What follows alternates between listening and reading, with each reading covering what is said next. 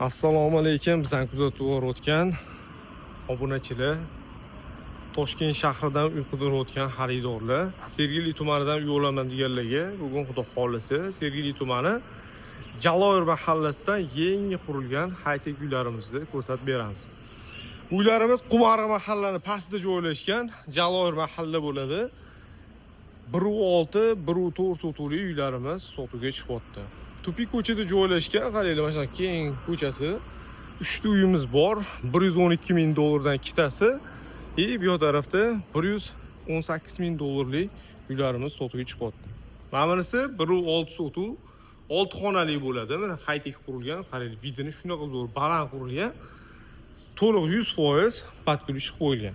Hovlisiga bemalol mashina olib kirib qo'ysanglar bo'ladi, undan tashqari joylar ham qoladi.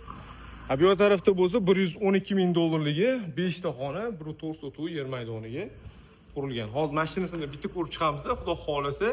Agar sal kattarog'i, xonasi ko'prog'i qiziq deydigan bo'lsanglar, narigisini ham kelib ko'rsanglar bo'ladi.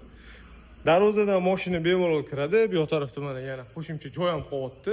Masalan, keyinchalik yozgi oshxona qilib olsanglar ham bo'ladi, bemalol mana joylar bor. Tapchalarni qo'yib o'tirishinglarga sharoit qilsanglar bo'ladi.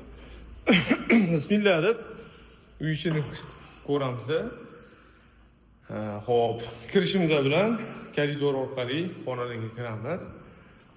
O'ng qo'limizda birinchi bo'lib oshxonani ko'rsak bo'ladi. Oshxonamizni ko'ringlar, juda ham shin, ham katta razmerda, hamma sharoitiga ega. Bu tarafda bo'lsa umumiy samoviy xonasi. Chap qo'limizda yana bitta spayni joylashgan.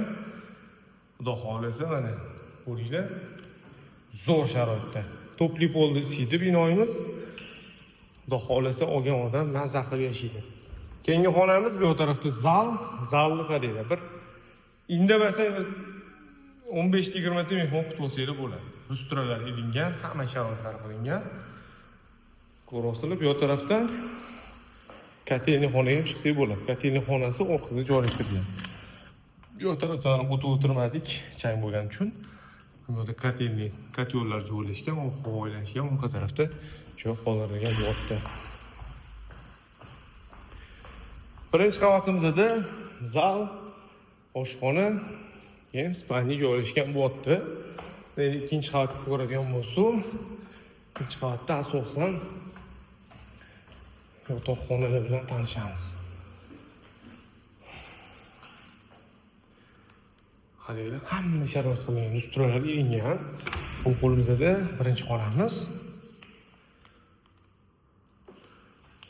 Xo'p. Samoviy xona отдельный ikkinchi qavat uchun. Chap qo'limizda yana bitta spayni joylashgan.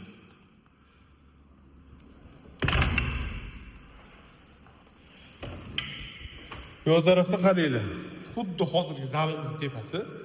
Xohlasanglar zal qilinglar, xohlasanglar ota-onalarga yotoqxona qilsanglar bo'ladi. Lekin razmeri o'zi katta, uzun. Ko'rasizlar, juda ham chiroyli. Bu xonadonimizga 112 ming dollar so'rashyapti. Yonidagisiga 118 ming dollar so'rashyapti. Startli narxi. Kelishadigan joylari bor. Xudo xolisa, qiziq bo'lsa, bemalol aloqa chiqaringlar. Videoga like bosib, podpiska qilib qo'yish esdan chiqmasin.